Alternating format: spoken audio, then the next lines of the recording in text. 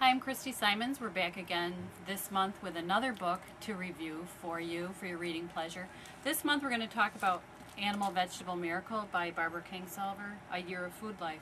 She's a wonderful author. She's written a lot of fiction and some nonfiction books. This is my friend Jim, who's agreed to be with us today to talk about her book talk and this book. But I wanted to ask Jim, you are a new member of the book discussion group. Yes. What brought you to the group? Why did you join? Well, Marie and I both do a great deal of reading, and sometimes we read the same books and sometimes we don't. And it's just a good opportunity to hear how other people feel and interpret what an author has written. When you read by yourself, you make your own interpretations. When you're in a group, you get someone else's opinions. They may not always agree with you, but at least they're there. I think that that's part of the fun of being in the book discussion Yes, group, it is. especially when we get a little row out of some people disagreeing here and over Yes, here. It's a that's lot for of fun. sure. It's a nice group to belong to. And you have another member of your family that comes with you. Our sister-in-law joins us, so the three of us come to the book club, read the same books, and kind of kid each other about the progress we're making as we read. And you're still friends after you leave the Oh, discussion? yes, we still are. Right. Good. Okay. All right. Well, I'm glad you're coming. It's a lot of fun having you in the Well, group. thank you. You've been a nice addition, you and your wife and sister-in-law. So welcome and keep coming back. Barbara Kingsolver's book was written about growing her own food for a year with her family. Are you a traditionally nonfiction reader? What did you think about reading a piece of nonfiction? I'm not traditionally a nonfiction reader. I do some, if something catches my eye and interest.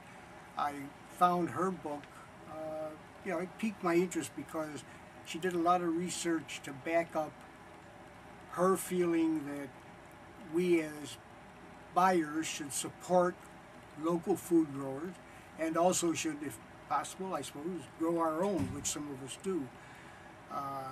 I'm not sure I can support all of her theories and all of her feelings about what we should do as consumers. I think there was a time when most people went to public markets and purchased farm-grown goods and local goods, but that has changed with the box stores coming in.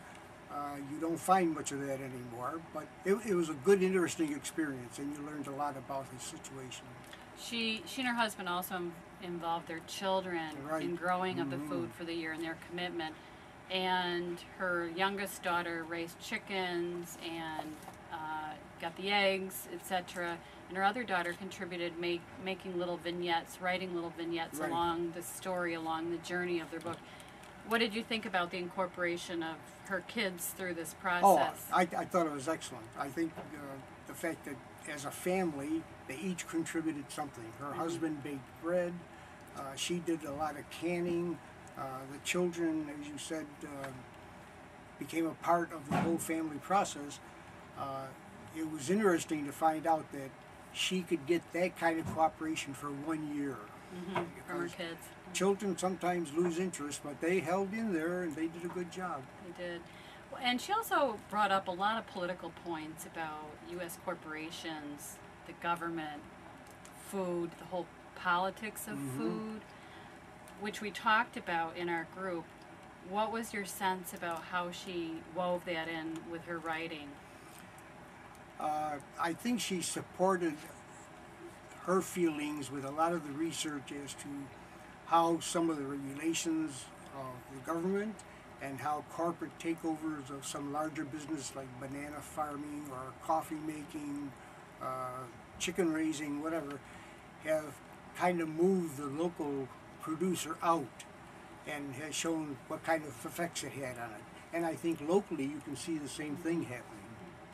So in summary, Jim, how did the book personally inspire you? Did it inspire you to make any changes about the way you shop at grocery stores or anything in your own personal life about your food buying? Well, I think typically we take advantage when the season is here to buy local grown foods. We go to our local market, we go to the public market downtown.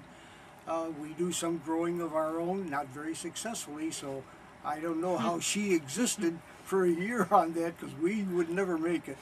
But yes, we've done that normally, so it's not a big change for us.